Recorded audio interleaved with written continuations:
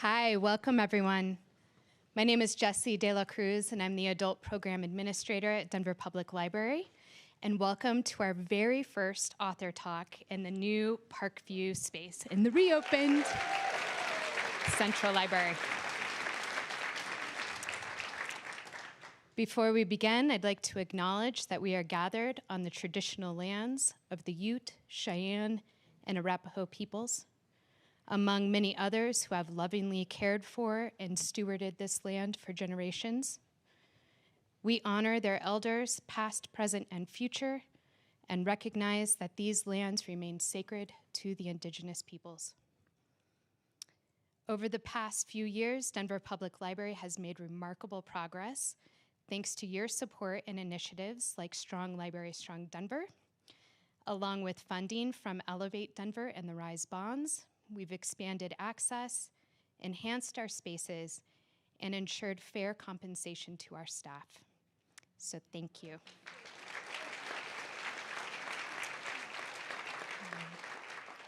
Despite the challenges facing public libraries nationwide, DPL remains a vibrant place where everyone can explore, learn, and connect.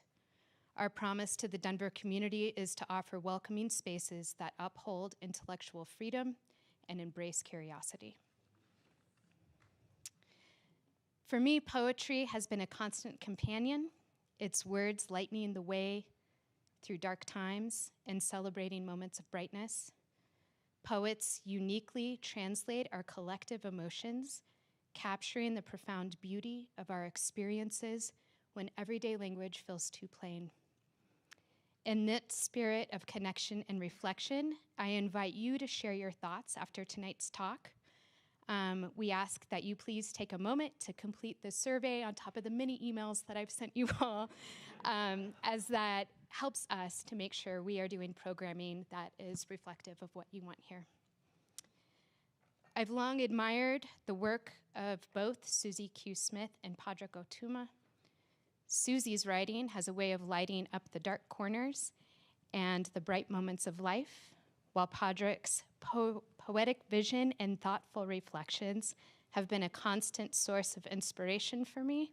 It's kind of how I start my week in the car with Pádraig. I'm sure you all as well. So it is a true honor to have these two remarkable voices here with us tonight. Now it is my pleasure to introduce our moderator for the evening, Suzi Q. Smith. For those who may not be familiar with her, Suzi is a renowned poet and literary advocate whose work explores themes of social justice, identity, and transformation. Her evocative voice challenges us to engage deeply with our shared human experience, and her commitment to empowering others through literature is truly inspiring. Tonight, Suzi will guide our conversation and introduce our special guest, Pádraig Ó Tuama. Please give me a warm welcome. Please join me. Not me. Please, Suzi Q.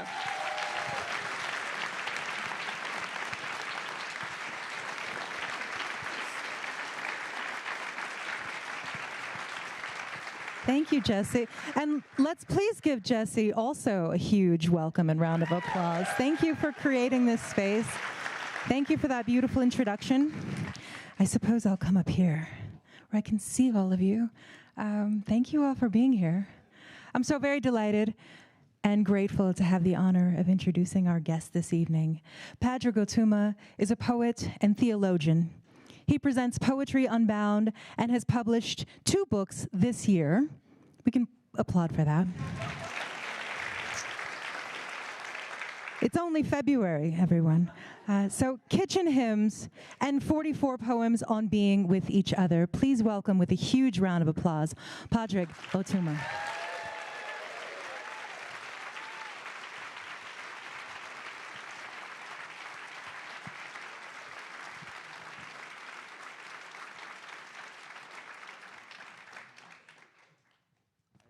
Hi.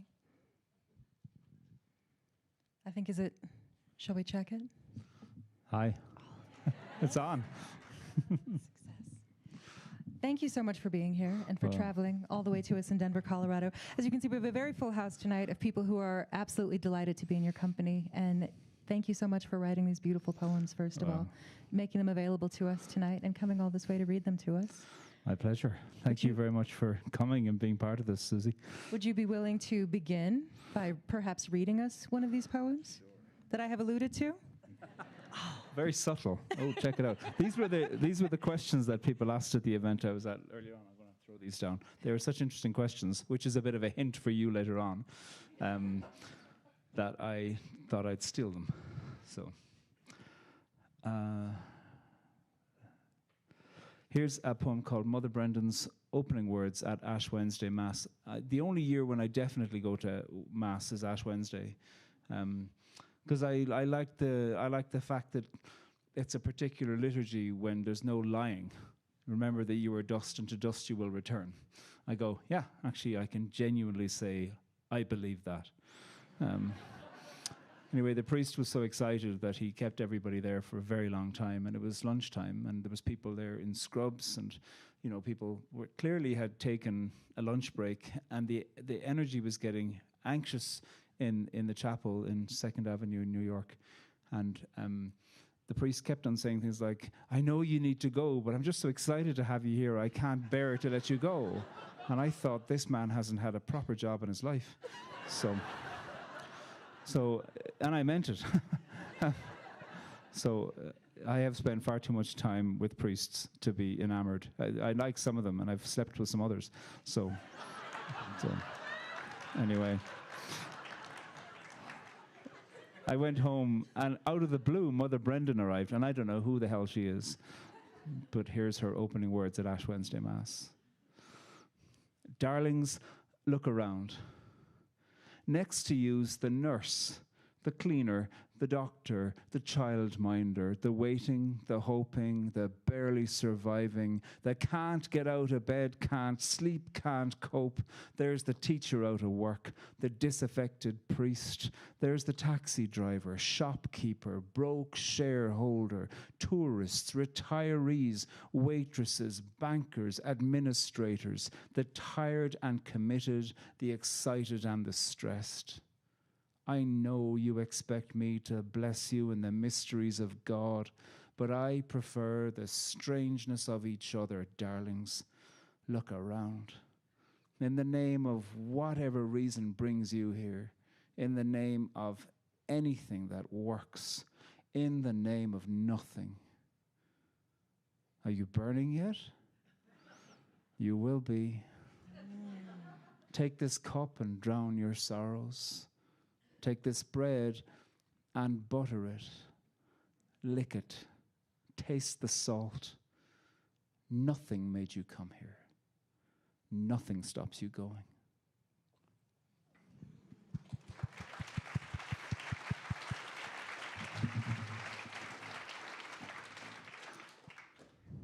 That was a perfect introduction. Thank you so much for kicking us off. I have so many questions. I love the way that poem uses the listing and the contrast to build so much tension and volume, and then bringing us into the tenderness of the body. When I first read this poem, it made me really long for a piece of bread and butter, and I wanted to taste it, Good and butter. I wanted to lick it. Unfortunately, I'm allergic to wheat. It's a little bit less satisfying. Gluten-free bread exists, but if you know, you know. Yeah. It's fine. But will you talk to us a little bit about, because that comes early in the collection, will you talk to us a little bit about the title, Kitchen Hymns, and how it came? Because that was one that I sort of went, aha, we are in the kitchen, we are tasting food, right? Yeah. It's something that started to draw me into the title, and wonder about how you came into that. Yeah, kitchen hymns is a loose term used for hymns that were sung at home all around Ireland, hymns that were in Irish, not in Latin, so they weren't allowed to be sung in Mass because they weren't in Latin. And these are not kind of hymns saying forbidden things. These are deeply devout hymns. But what's so interesting is that the content of them, the contours of their vocabulary often includes agricultural metaphors, fishing metaphors, parenting metaphors, all kinds of everyday things that arose from the poetry of everyday speech from the people from whom these hymns were coming. There's one of my favorites. It's called Queen and the Drí Mhuire, the Lament of the Three Marys. And Mary, the mother of Jesus, is singing, and she's singing to the corpse of her son. And she says, O ma vachin virnach, ta the shronin garhas brista. Oh, my sweet darling son, your little nose broken and torn. And it's the little nose. This is the voice, clearly to my mind, from whomever wrote this, a woman. She's remembering her own son as a baby and then as an adult, and that the body of the adult son, the adult dead son, contains also the body of the injured son who hurt his nose at one point. And there's a radical nature of the domesticity of this. It's a shame that they were forbidden from being sung. But often I think it was the raw and beautiful poetry of them. So when I knew loads of these hymns anyway, but when I heard this loose term for them, particularly used in the northwest of Ireland, kitchen hymns, I was transfixed. Thank you so much for that. Now I'm going to cry a little bit about this little nose. So thank you for sharing that with us. I think there's something also really interesting about everything you just, it made me wonder about the forbidden language in poetry, and also this sort of exploration. So I think about, for instance, with Poetry Unbound, you unpack poetry for so many people, right? A lot of people have this idea that poetry lives in a tower, that you have to, earn many, many degrees and do a lot of things to even begin to understand a single poem, or to be so bold as to write one, And so it's this idea that it's meant to be held in this tiny space. And you unpack that, invite people into poetry and say it's really not terrifying. You can too, right? Yeah. You can love poetry as well. And I think there's also something really beautiful, though, about having this ability to have a code language and keep secrets, right? So how do you feel about the way that poetry shouldn't function in the world, and the ways that we use language, and what secrets we keep and how we reveal things? Yeah, there's a push and pull regarding poetry. Arcelis Guillemet has a great one where she talks about poetry and writing it and reading it being like one hand knocking on a trapdoor while another hand is underneath it pushing up. And so you're kind of wanting to see what's there. Oh no, there's one hand underneath it knocking to be let out, and another hand on top pushing it down, and that the poet is both in themselves. And I mean, I think that's true for all forms of art. Art, even when it seems to be impenetrable, is extraordinarily vulnerable, because there's something, every human community has had art arise. I think the first poem was made by a person who put clay in their mouth, and this happens in so many parts of the world, put their hand on the wall and spat around it, and then removed their hand. So what we have in those early forms of art is the presence of absence. And I'm guessing that people in those communities might have known who the first to do that was. And when that person died, what did they think about the presence of the absence that had always been there? And that, I think, shows the push and pull of the vulnerability and the intimacy of making something that comes from you. That is the essence of being alive, I think, is to make something. And also it is to expose yourself to the aggression of others. Very much so. It's poetry is dangerous. Yeah, totally. And necessary. Yeah.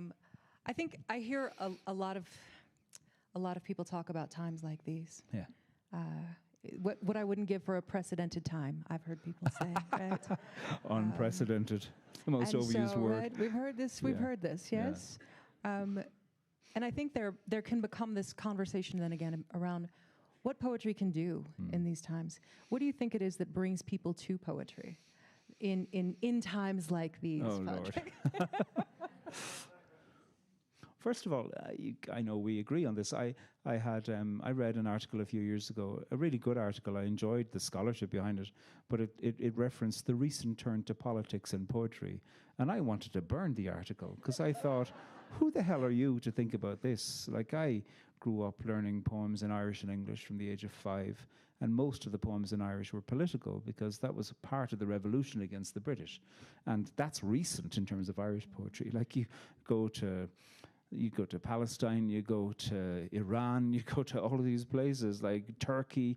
Like, poetry is old and is a primary way of education about what language can do. So there's nothing recent about the turn to the political. And that implies that, a nature poem isn't political. I wandered lonely as a cloud that floats on high or veils in hills when all at once I saw a cloud, a host of golden daffodils. Who has the money to wander lonely as a cloud and then come home and write about it? And who's allowed to wander lonely as a cloud and not be arrested? That's what interests me. So, that's a nature poem about human nature as well as about bloody daffodils. So that it irritates me when we speak about times like this as if we haven't always been in times like this. The question is as to who's paying attention and who's being affected and who's speaking about it like it's new. So that's, I suppose, the first part of it. And why do we turn to poetry? I don't know. It's because poetry turns to us. It's arisen in every place.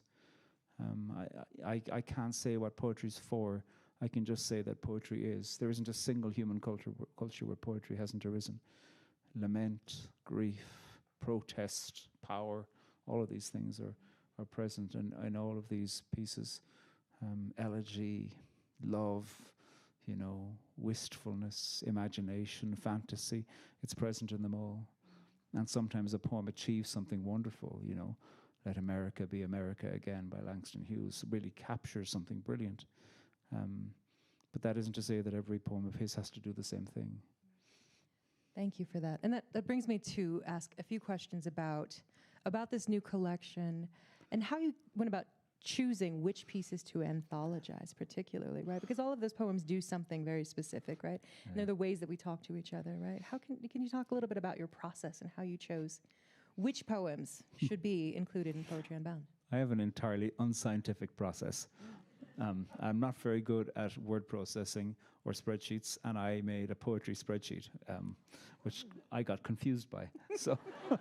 So, please don't in any way think that I'm doing anything tangible. Or I read a lot. I take the responsibility of having this accidentally successful podcast of Poetry Unbound seriously, because I hate the idea of not reading widely. There's brilliant poems coming from all populations of people, and so therefore I want to read lots of poems from lots of different populations to think, amplify it. And so I suppose that's a really important thing for me, to speak about the variety and the brilliance and the engagement of that. I was really interested in poems that spoke about the human connection, and not as a way to say, here's how you should act, because I'm not interested in that. Really poems that are just right there in the muck of it with you. There's an epigraph that begins the book from Jacques Lacan, the bewildering French psychoanalyst, who says the very foundation of interhuman discourse is misunderstanding. And he is not saying that, I think, to say, haha, you fools. I think he's saying, relax. All of us are caught in the midst of misunderstanding. That's just part of it. And then let's see what happens when we try to speak about it. And so I wanted to choose poems that were intelligent about that. I wanted poems that were using different form. I really like a whole variety of different forms, slightly longer, slightly shorter ones that feel like they're on the nose, ones that feel like they're more conceptual, ones that go to mythology, ones that use different styles, ones that rhyme, ones that don't. I'm always interested in making sure that works. Ones that use a very strong language that we couldn't use on Poetry Unbound, because Krista Tippett doesn't like it when I use words that rhyme with luck. That's not true. She laughs at me and she does impressions of my accent. So, but yeah. So I suppose I love poetry, and I just wanted this book to be kind of a celebration of brilliant poets. Thank you for that. I'm not in it, so I don't know. Yet, Suzi Q. What kind of conversations would you like for it to invite? Well, I suppose there's many different things that anthologies try to do, and that people who speak about poetry, not their own, try to do. I love the literary stuff, and I love the criticism stuff. My delight in that. I suppose what I have found my corner of the field is poems that invite a response from people, both in terms of the art as well as in terms of the content, to say, oh, here's my association with that, and here's what this shows me, to just be in conversation with the poem, knowing that the poem is in conversation with itself. So that's really the hope that I would hope. That's really the hope. I put anecdotes from my own life into the anthology, the essays that follow each poem. Mostly that's just to say, here's what you can do. Here's how you can bring your own life in. I don't think that my anecdotes are necessarily that interesting. My real hope is to say, look, here's a little window you can open between your life and the life of the poem. And the poem is in conversation with you, and the poem is seeking you. And that's the real hope for what I think my work in the world regarding poetry is. Hope. Thank you for bringing that up. I think that's an interesting thing to think about, the ways that poetry functions for us sometimes, or doesn't, right? I think that what calls a lot of people to poetry the first time is often despair and confusion, right? When we're 12, 13 years old and our heart has been broken in some horrific way, or we have a large question that no one around us seems to have an answer to, is when most of us become poets, right? And Speaking generally. I mean, it's what brings us to the page is some level of very intense tears. And then some of us stay. Right? I don't know what you're talking about. But also, I think through that, right, there is this question around hope, right? We were laughing backstage about, I'm not sure if you've seen, there's been a meme that's been very present on my feed since around November 6th-ish. And it's Will Ferrell, the actor, in front of a burning house shouting, and then the caption says, "Do you need any poems?" And I think there is this question where people sort of look to poetry, right, in these spaces of despair for hope, right, or for something that's going to keep us moving to a future, something that's going to help us to consider that there is a future, or that people have experienced these terrifying times before now, and let's figure out how they felt, and maybe we're not the only ones who have felt the way we're feeling, or we're not the only ones with the questions, right? Do you feel a sense of weight around that, around providing hope for people, or do you feel like your work does that? I sometimes feel a sense that people are asking if I could provide a sense of hope, but that's not a responsibility I'd take on my shoulders at all, because who am I to say what will or won't give people hope? What I want to do always is to celebrate what happens when people make something, and that's what each one of these poems is in the anthology. Somebody has made something.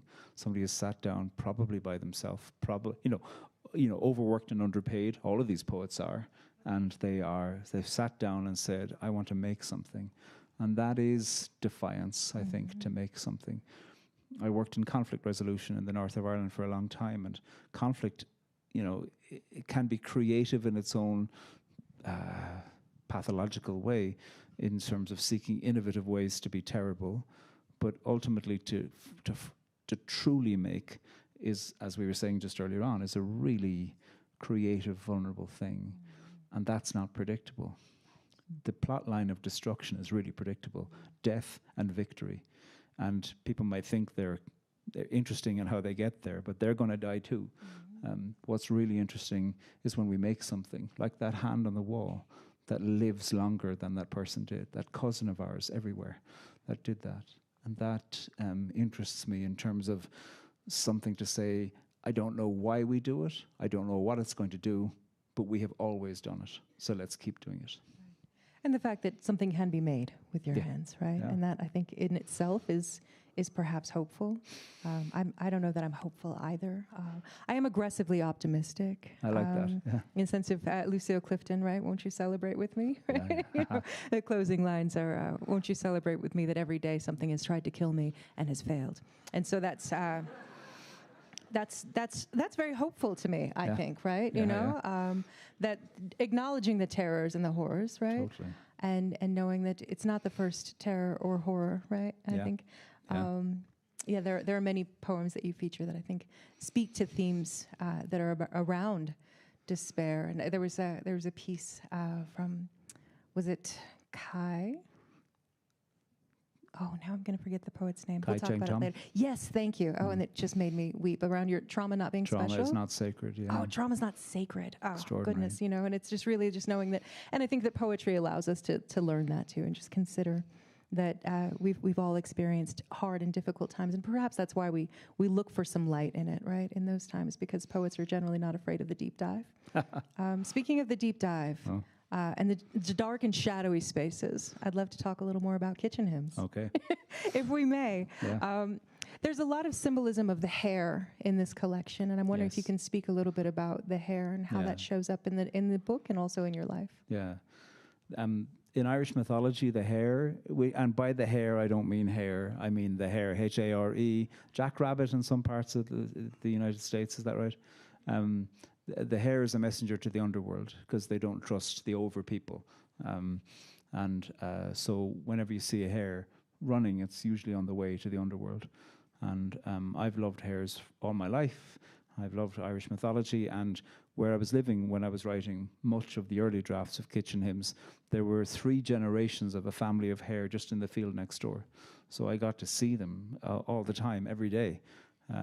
Amazing. And a hare is to a bunny what a Harley Davidson is to a broken tricycle. So they do not burrow.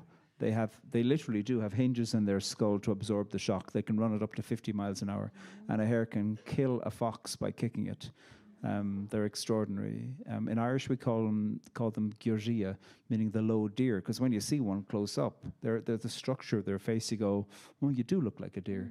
And you were saying that you saw one, a jackrabbit. We do have jackrabbits here in Colorado. I just met one recently. Lovely. Yeah, I love that you use the verb met. Oh. Yeah. I mean, we met. Yeah. So I was living there, and also the song thrush in Irish mythology is wherever there's a song thrush, there's a gate to the underworld nearby also. And so there were song thrushes in the backyard, and there was hares in the field next door. So I assumed I was near a gate to the underworld. And so that got me thinking about the underworld. I love Persephone. She is the Greek god goddess of the underworld.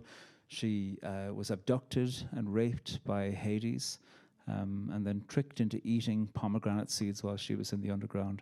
And so because of that, when she eventually did leave, she was cursed to always have to return. And her mother is the goddess of agriculture. So whenever Persephone goes back down, her mother gets sad and winter happens, everything dies. And when she comes back up, spring arises. So I was thinking a lot about her. It was 2020. A whole bunch of friends had died. I was thinking about Jesus as well in the underworld. I've studied a lot of theology. I was going to become a priest. And while I'm not under the halls of religion, I've thought too much about Jesus to stop thinking about those literatures. I find them fascinating.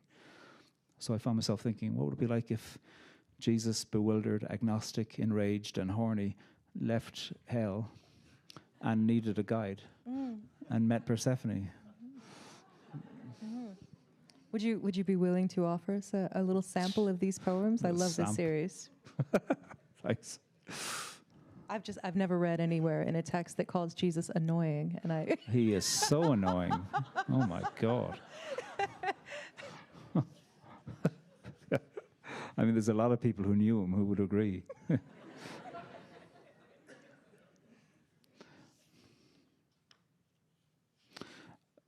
Man, this is a sequence called "In a Garden by a Gate," and there he said, she said poems. They're loosely based on on Socratic dialogues, where a question is asked and then you explore it.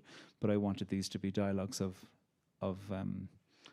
survival, not dialogues of abstraction. Man's search for meaning. "Could you get me some water?" he said. She looked at him and said, "Who died and made you God?" He closed his eyes and said, "I'm thirsty." "And what am I to you?" she replied. "Some servant you can order? I waited for you, but not on you. I dragged you to the shade and kept you safe, warded off the insects, smelling out your sweat and clots. I covered your body with my clothes. You get me some water." He said, "Where's the well?" "There isn't one," she said. "Then is there a river?" he asked. "A mountain stream? Is there rain here? Where are we?" "A garden," she said. "A place I come to often." "Can I stay?" he asked. "Nobody can stay," she said.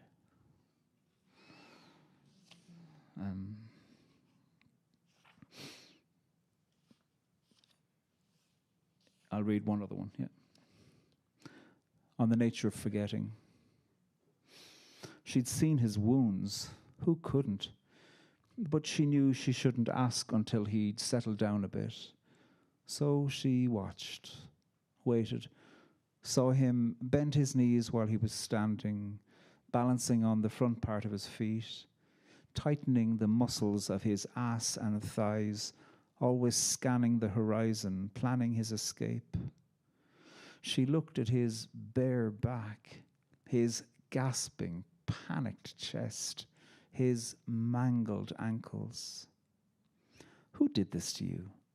she said at last. "I forget," he said. "Forget?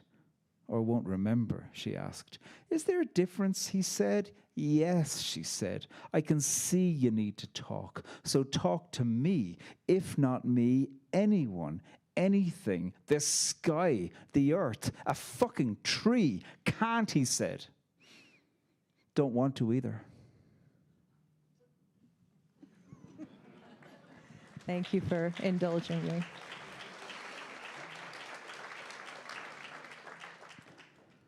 I want to ask so many more questions about that series, but I also don't want to give too many spoilers, as I know that many of you are looking at this collection for the first time. So enjoy, have fun with it. And I also do want to ask a little bit about, there's another series of poems that appear in this collection that they pop out at you because they're on black paper with white text. Will you speak a little bit about about those poems and how they function in the collection, and particularly how you came to that choice to present them that way? Yeah. I'll show you one so you can just see exactly the way. So there's some poems in them like this. They're called Hell Psalms. On a formal level, on a formal level, I don't know that there's a single poem in the book. I need to check that doesn't use the word "you." I'm very interested in the lyric address when it comes to poetry, the apostrophe, formally and criticism. And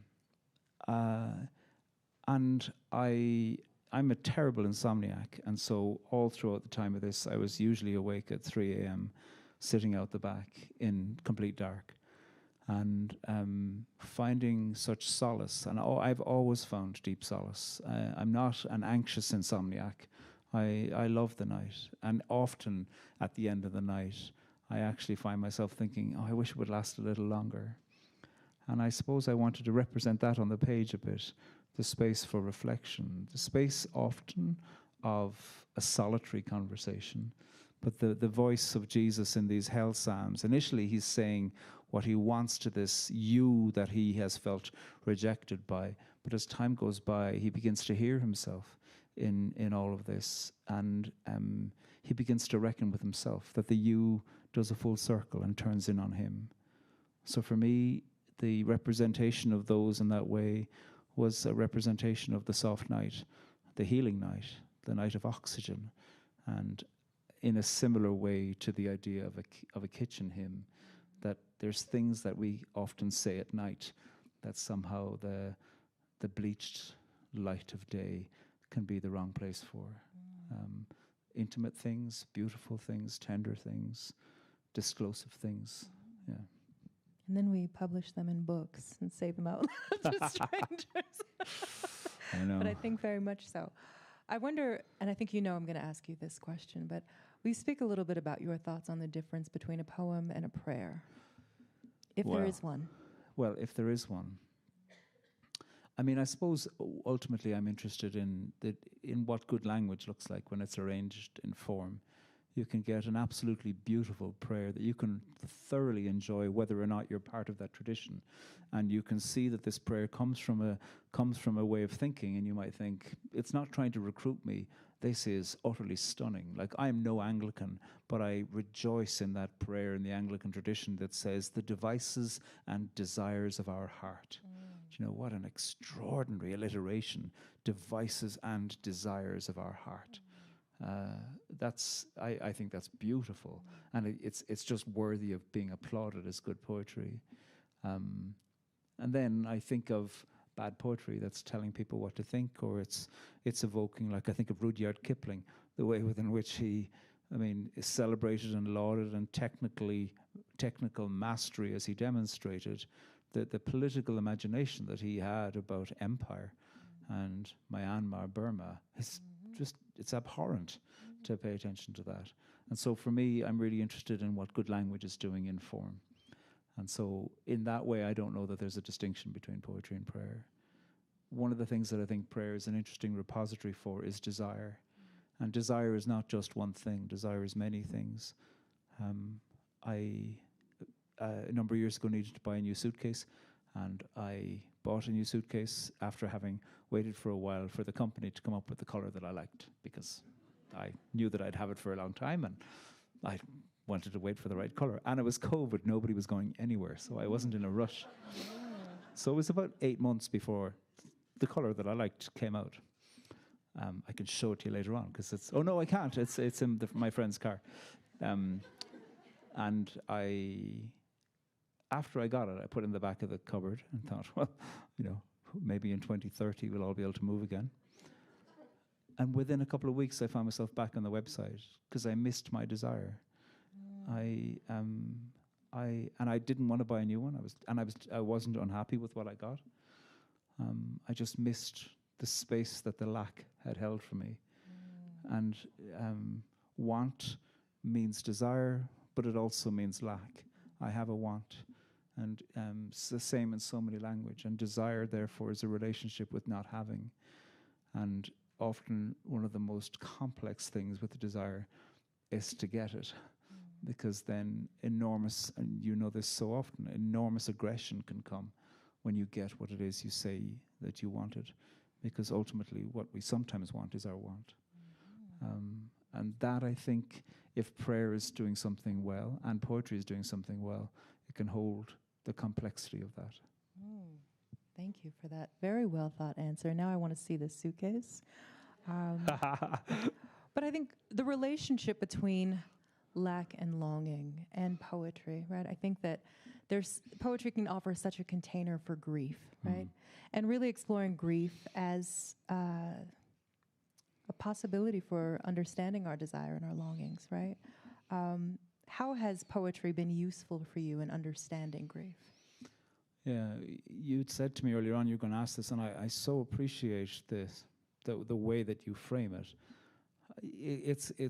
It's anxiety laden to talk about this, isn't it? Because I have no interest in decorating grief. I wish no extra grief on any of us, and lots of people have had too much grief, systematic grief piled upon them. So I don't want to praise grief. And grief is what the living do, to think about Marie Howe and how she speaks. What we have to do is to come to terms with what does it mean to remember those who've died too young, to remember the you that never flourished, and the lives that you have lived and the lives that you haven't, the griefs of your old dreams, and the question as to what those looked like when you began to live into them. And so often poetry gives a shape to the feeling of that. The old kitchen hymn that I mentioned, the one where Mary is singing about, your little nose. She sings ochon, agus ochon, agus ochon, agus ochon. Ochon is a word, it's just the sound of grief in Irish. When it's translated into English, it's translated as alas and alas oh. And that can sound a little bit removed and perhaps too formal. I love the soft guttural ochon, the way that it holds there, and the elongated vowel sound, the way that the vowel is a form of music, it's a form of howling. And that, I think, is one of the things that a lament, grief can do. It's seeking an echo, not to solve it. We're not expecting an echo or grief to bring back the dead, but we are looking for a way in which there can be something that can help a little. Thank you for that. And I think there's so much around poetry and formal language, I think, that offers us a space to say the unsayable things, right, that are difficult to have in polite conversation, right? Thinking of, I was in a Zoom meeting the day that Sinead O'Connor died, and I was okay until the how are yous. And then I said, I'm okay, a little sad because, and then I burst into tears, right? Which is not something that we really have. It's not socially acceptable to do that, right? Yeah. In poetry, we get to howl, though. I love that you used the word howl. Now I want to learn Irish. It's beautiful language. Have a bit more expression and the guttural and the breath, right? Thinking about, and I also think about, in traditional Chinese medicine, for instance, it teaches that grief lives in the lungs, right? And so anything that helps us to howl and get that breath moving, right? And getting us singing or yelling or any of those things, right? Can be very, very useful in that form of expression. It's also a difficult thing. It's impolite to howl at meetings, apparently. I think that people frown upon it, apparently. I wonder if you might speak to us a little bit around, because you've referenced so many different places, and I'm wondering if you'll speak a little bit more about your poetic lineage, your poetic heritage, and where that sort of comes from. You've mentioned you've been, memorizing poetry your whole life and writing it since you were 11-ish. Yes. Yeah. And so I'm wondering if you can talk a little bit more about that. So I just went to the local ordinary school, but the Irish curriculum at home was filled with poetry from the age of 5 to 17. Every week you were learning 2 poems off by heart, one in English, one in Irish. And lots of those. I mean, I can't remember if we ever learned like a children's poem. Lots of these were poems about midlife crises or, there's one called Ihanullag Naman that I learned at the age of 11. And I reread it during COVID. And I thought, oh, I get it. But that poem, the echo of it's been living in my body since I was 11. And I was able to look at some of those lines and think, oh, wow, it's about a storm, a huge storm, and how actually it isn't frightening. But as the storm passes, the poet hears the engine of a car just turn itself off. And it's when he realizes he's going to die. And he's more frightened by the quiet hum of the car being turned off than the explosion of the storm. It's extraordinary. And as a child, I just loved Scagalach Screach. It's just fun to say that. But as a man in my mid-40s, during a pandemic, revisiting that poem, I thought, oh my God. And so I'm so grateful for an education system that had poetry embedded everywhere. And lots of those poets were executed, and so poetry overlapped with history studies and all of that, and studies of power as well, and studies also political processes of peace and negotiation. So I'm so grateful to come from a place where poetry was so alive in that way. And we weren't taught kind of critical thinking about it. We were taught, what did the poet mean in line 2 when they said the following thing? And there was one proper answer. So it wasn't like it was all freedom of thought and expression and, explore your own inner child. No, it was like, Pádraig, you got that wrong again. And Mrs. Corcoran used to say, would you stop being imaginative and give us the proper answer? So I need to put that out there. So it was a certain brutal form of education, but I'm very grateful for it. W.B. Yeats, complicated poet.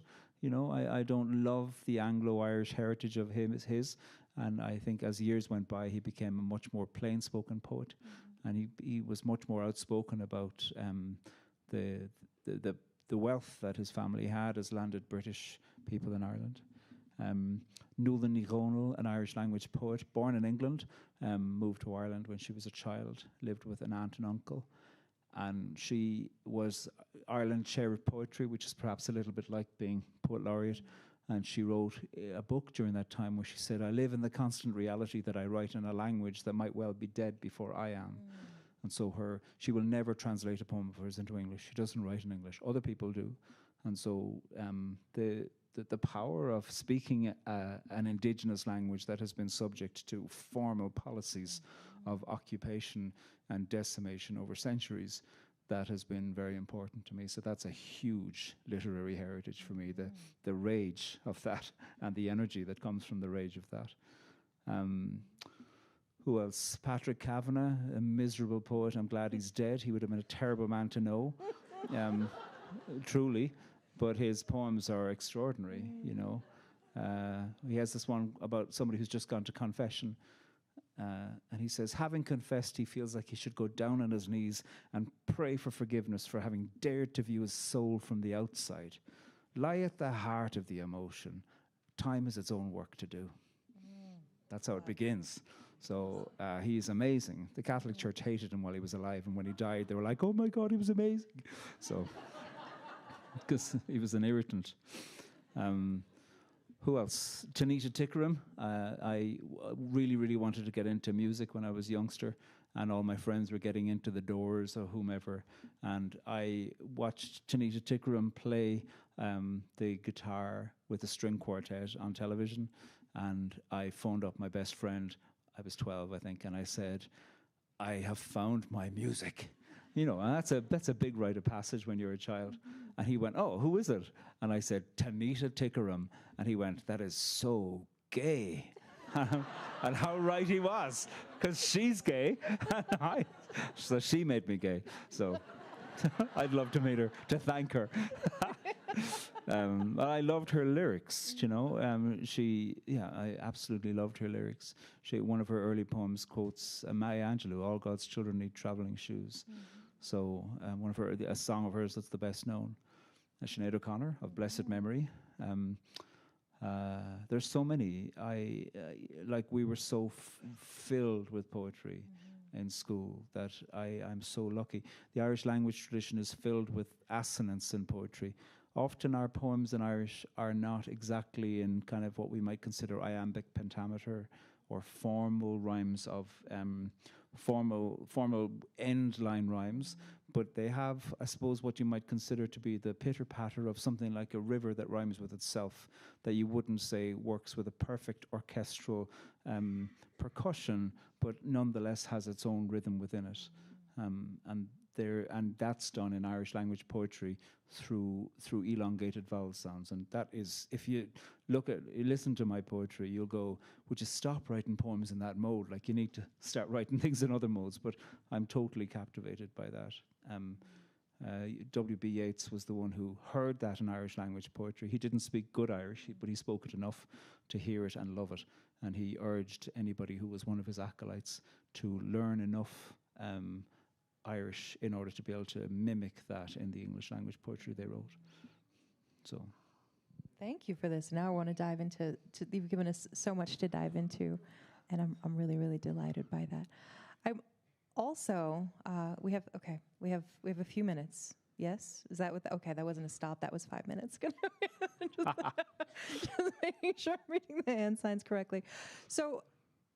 I have a lot of questions, but one of them is, speaking of that lineage, right, and the urgency of poetry, and it needing to be passed on to the children, right, and having this sense of importance around this word and what it means, and these sounds, and having them, right, and also just the fact that so many of these poets were murdered, right. What is it about poetry, do you think, that is perceived as so dangerous? Isn't that so interesting? What is so dangerous about poetry? When you look at how the arts are censored in so many places, how free speech is such a hard-won thing, and how terrible it is to take established free speech lightly, because of free speech is something that allows us to make sounds for what matters. The Hebrew Bible begins with the idea that the God character speaks and things occur.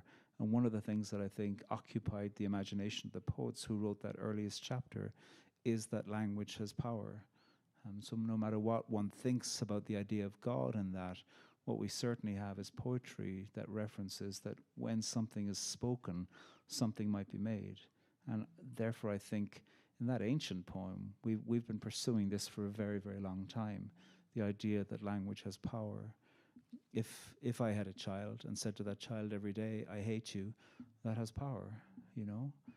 Even if I fed that child, and even if I put that child through school and they had enough clothes and all of the things, I could make a nothing in that way. I make a destructive nothing.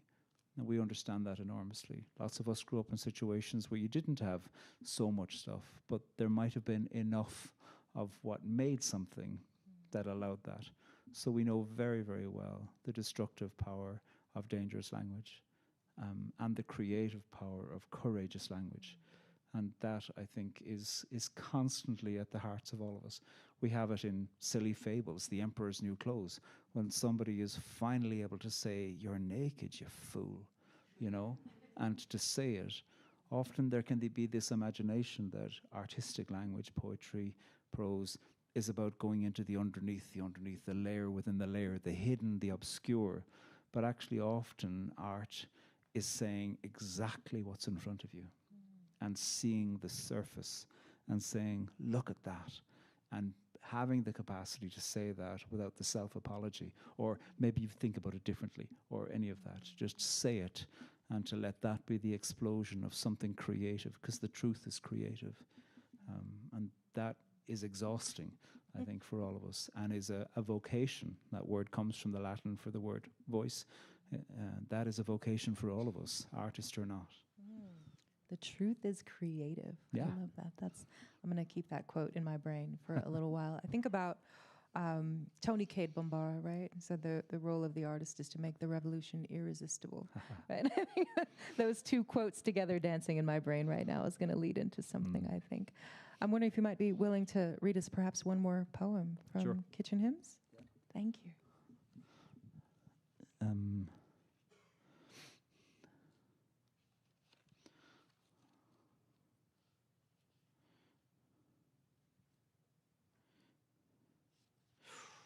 I'm wondering what to do. I was wondering about a hell song, but you don't. You know. Oh, no, okay, thank you. We talked about it, but we didn't give them a taste of it. Yeah, I didn't read a hell song. In fact, I rarely do read them.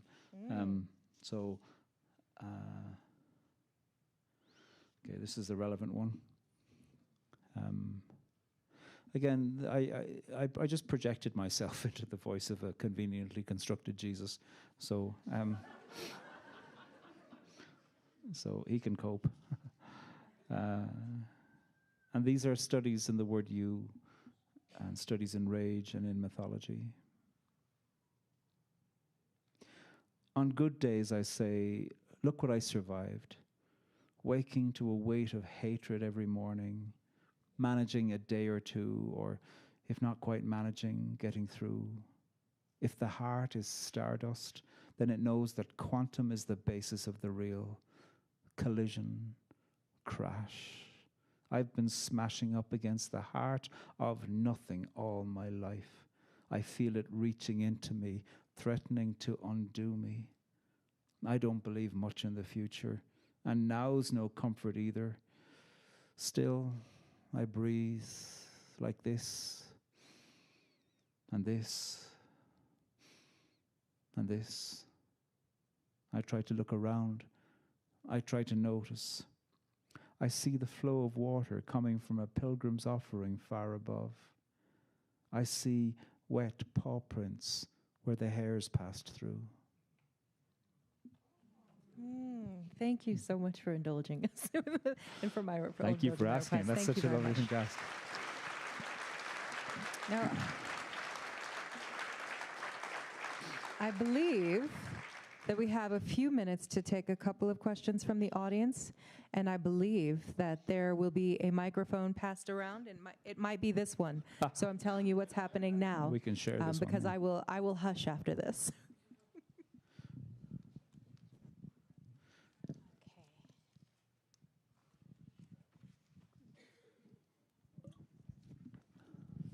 In one of your poems called Do You Believe in God? It says, I paused instead of searching for the way. I found nothing, and nothing felt so good. Nothing never felt so good. That double negative kind of throws me off. Can you say a little bit more about that and what your intention was? Yeah, thank you. There are, I think, 16 poems in this book called Do You Believe in God?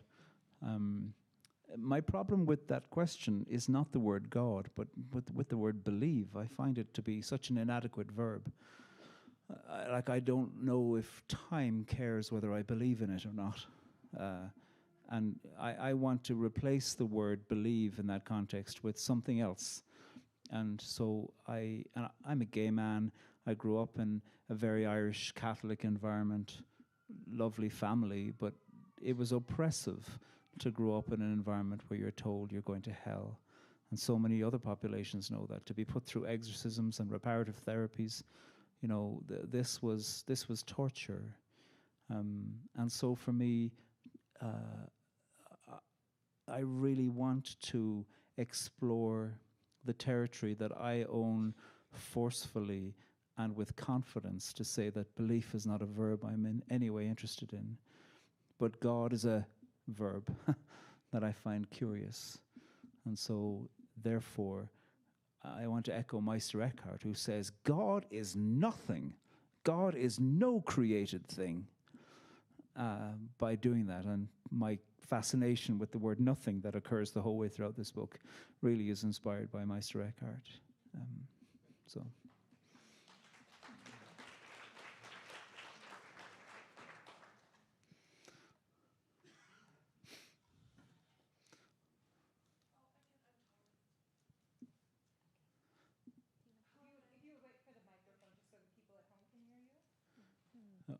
Sorry, I'm going to have to.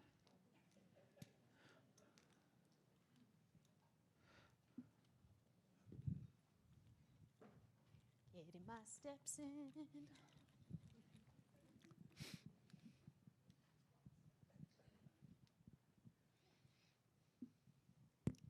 Hello, friend. Really good to see you. Thanks for coming. How are you? How are you doing? How is your heart? What's happening for you? What's new? How are you doing? I'm very well, thank you. Yeah, I'm enjoying meeting lots of interesting people throughout this time. Suzi Q being among them, and having conversations with people about poetry. Yeah, so in that way, I'm well. Filled with horror about what's happening to language in public, and filled with horror about what is being done with integrity. To the idea of integrity. There's an old plot line in much ancient narratives and contemporary ones too, about how it is that somebody is threatened when they speak the truth, and I'm aghast to see how bald this is in the razor maw of what's passing for public language these days. So I'm aghast in that way. So it's nice for me to have a nice time in my little corner of poetry, but of course, like all of us, feel filled with what the hell can you do? And also think, well, I need to try to think of something. Not by thinking that I am the paragon of integrity. Some of it comes from being somebody who can admit my own faults, like all of us. So I'm caught between those two things. Thanks for asking.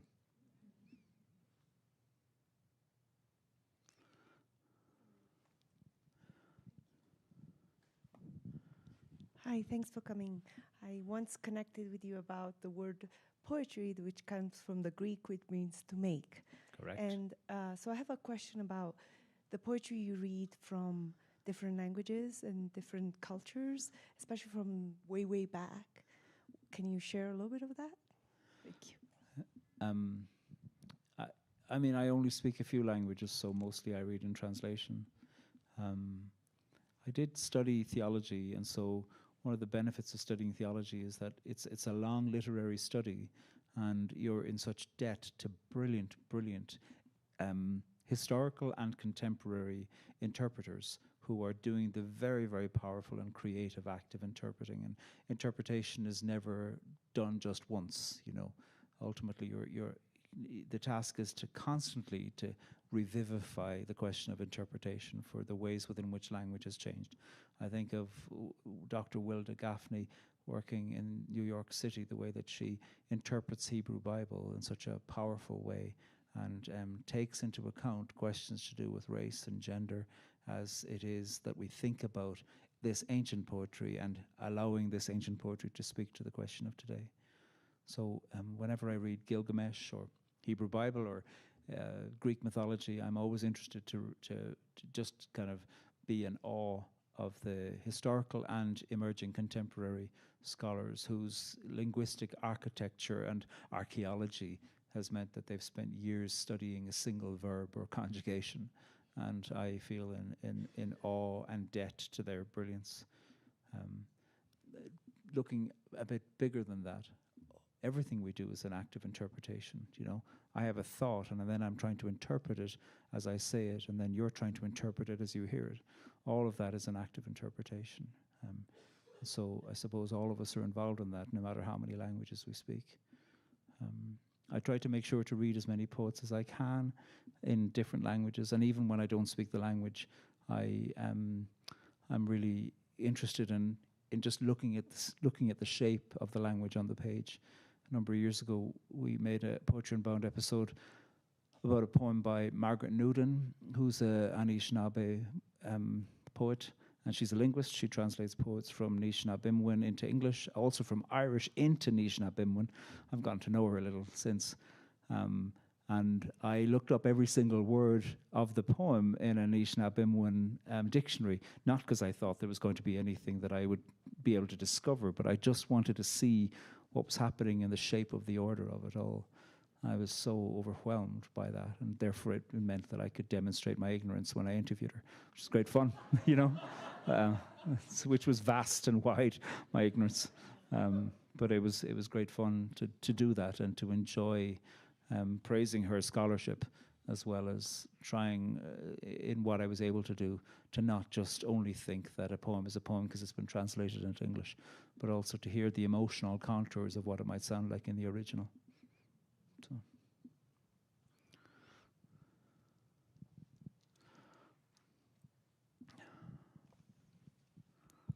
Would you please read another poem? Short one. Let me find a short one.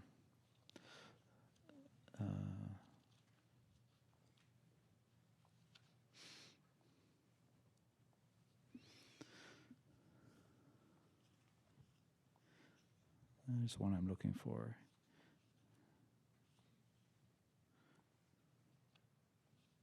There's a lot of birds in this book, and here's a Jesus and Persephone poem that concerns itself with birds. There's time for war. Most mornings they ate bread, left the crumbs, moved a bit away, waited for the birds. They loved one young finch, half-sized, fierce and hungry. His green was the green of green. They watched him breaking up the seeds that had fallen from the crusts, fighting off his siblings, spreading his small wings, flaring out his tail, tufting up the tiny feathers on his head.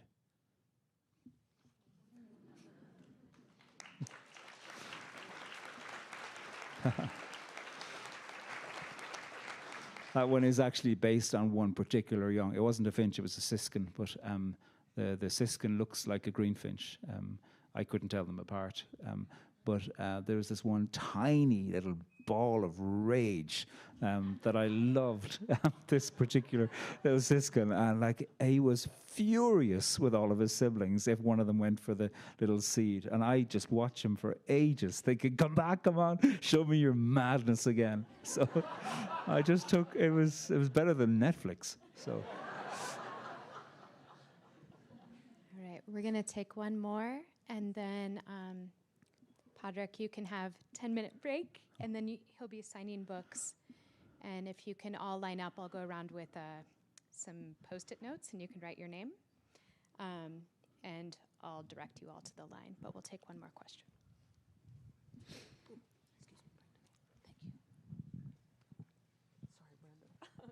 Thank you for being here. I really appreciate it. With your background in conflict resolution, do you miss it, and are you ever asked to get back into it? I do not miss it. I am sometimes asked to get back into it, and I say no.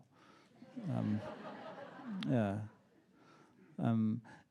Like I reached a crisis. I got this job leading Corrymeela, Ireland's oldest peace and reconciliation organisation, when I was 38. I was just about to turn 39. And within a month of getting that job, of starting that job, there was just this realization in me to go, oh, I'm finished with formal work in conflict resolution, but I'd committed to 5 years of the job. So I did the 5 years and was able to pay attention to it. And fundamentally, one of the things that told me I was done with it was boredom, because so often I just became bored with the plot line of where conflict was going. Escalate, escalate, escalate, escalate, win, win, kill, kill. Lovely, go. And sometimes that meant actual killing, and sometimes it was being amongst Presbyterians who hated each other. You know, they were much more complicated because at least paramilitaries are clear about their threats, whereas Presbyterians weren't. But their threats were real. So I just became really bored because I wanted to go do the work to figure out what you want, and then work on and what you want in the sense of what's creative, and then work in terms of what's going to make something. Stop messing around. We're all going to die. Like, it is boring because eventually we'll all bump into somebody that we used to be horrible to at a funeral, and we'll see them and think, why did I waste so much time hating you? What on earth was achieved in that? And you'll discover something, you know, or that friend with whom you've had a falling out, you'll see them at a funeral too, and you'll think, we lost 20 years. Why did that happen? Like, we know this. Why do we need to wait to know it again? And I was bored by conflict resolution because I wanted to see what was on the other side of it, which is the possibility of making. In conflict resolution, sometimes you talk about this thing called the model obstacle, you know, where people will put up this thing to say, well, you know, when these circumstances are absolutely perfect, that's when I'll move into it. And the model obstacle is a way of having such idealism that you'll never get to what it is you're pretending you say you want, because you're making something absolutely impossible in front of you. And I got really bored with the model obstacle. And so I feel like I am doing something on the far side of conflict resolution. And my poetry is filled with conflict, my God. You know, these are not poems of dialogue, they're poems of dialectic. You know, Jesus and Persephone are not good for each other all the time. That's a spoiler. Is that what we call those? And that's energizing and exciting, provided we're doing something with it. And conflict is endlessly interesting. If we were to perform a conflict on this stage here, you know, you could get into this whole, oh, what's going to happen? What's going to happen? But what's really happening is people will have paid money and somebody's making money out of what's being performed on a stage. I don't give a shit what's happening on the stage. I want to know who's directing it, who's written it, who's making money out of it, and who's got your attention, you know. And that is a terrible imagination for what's happening in public. I'm totally bored by the front face of conflict because there's something malicious happening underneath it.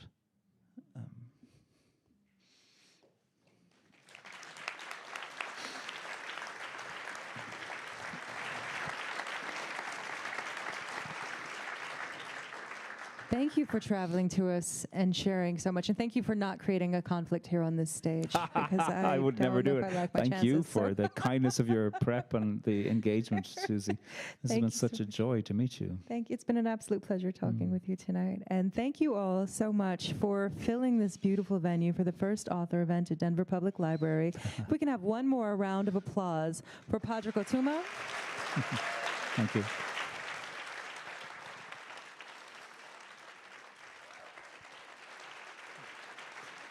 And thank you so much to the live audience watching us at home. Thank you. And thank you, Jesse De La Cruz. I was just thanking Jesse De La Cruz for inviting us here tonight. Thank you again, Denver Public Library, and thank you all for being here tonight.